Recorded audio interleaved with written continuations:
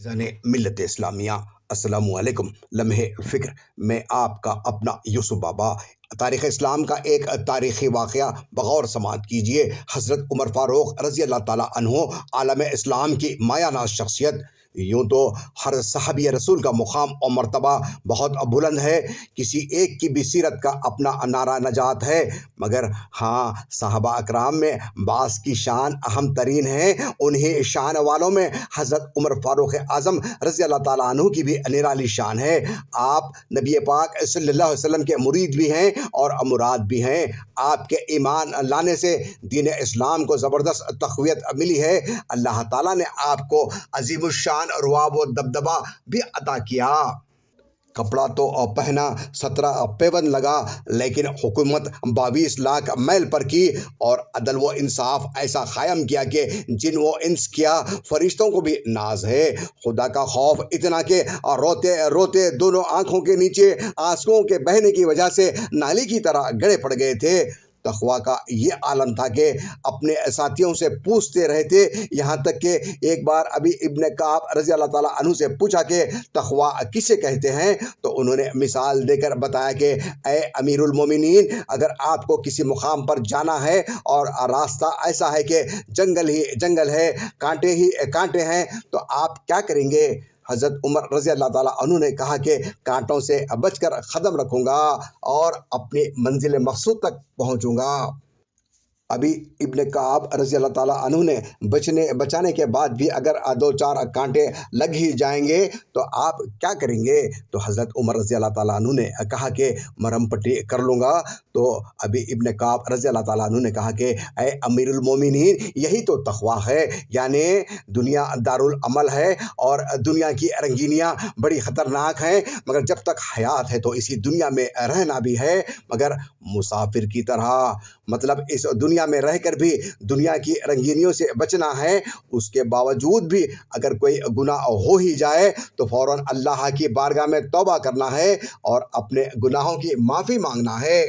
एक वक्त था कि हज़रत उमर कहते थे कि 39 मुसलमान हो गए, अब कोई 40वां मुसलमान नहीं होगा, लेकिन आप सल्लल्लाहु अलैहि वसल्लम की दुआ और अल्लाह की शान के 40वां मुसलमान खुद हज़रत उमर हुए।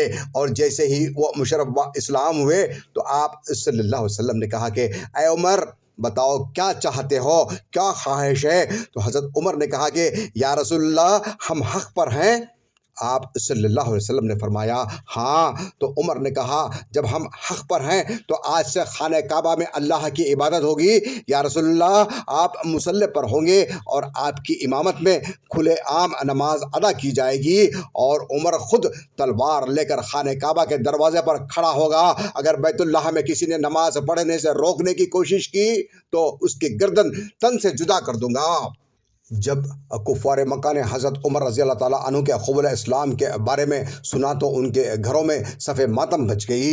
अल्लाह ने आपको वो रुआब व दबदबा अता फरमाया था, ये वाक़या याद कीजिए।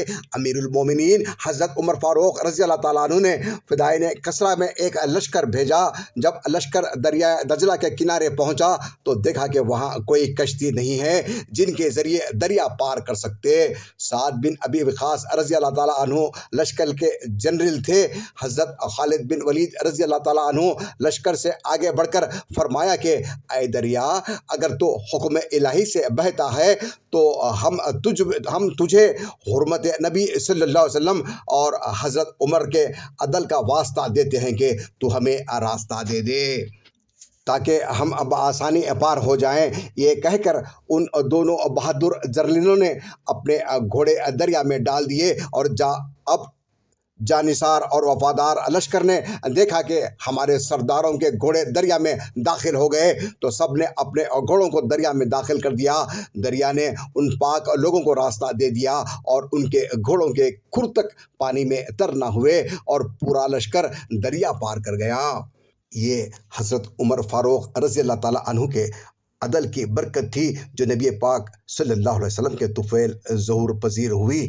हज़रत उमर کہ وہ شان ہے کہ آپ کی خواہشوں اور کاموں کی نبی پاک صلی اللہ علیہ وسلم نے بھی تائید کی ہے، اور خود اللہ تعالیٰ نے بھی تائید کی ہے۔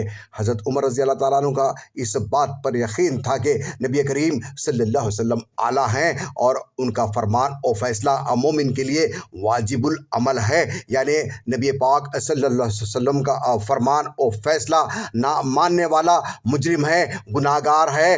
حضرت عمر فاروق رضی اللہ تعالیٰ عنہ کے بے شمار واقعات ہیں جن سے عدل و انصاف اور مساوات کا پرچم بلند ہوتا ہے۔ عزیزان محترم، واقعہ بڑا طویل ہے، بقیہ انشاءاللہ اگلی سماعت میں ملاحظہ فرمائیں۔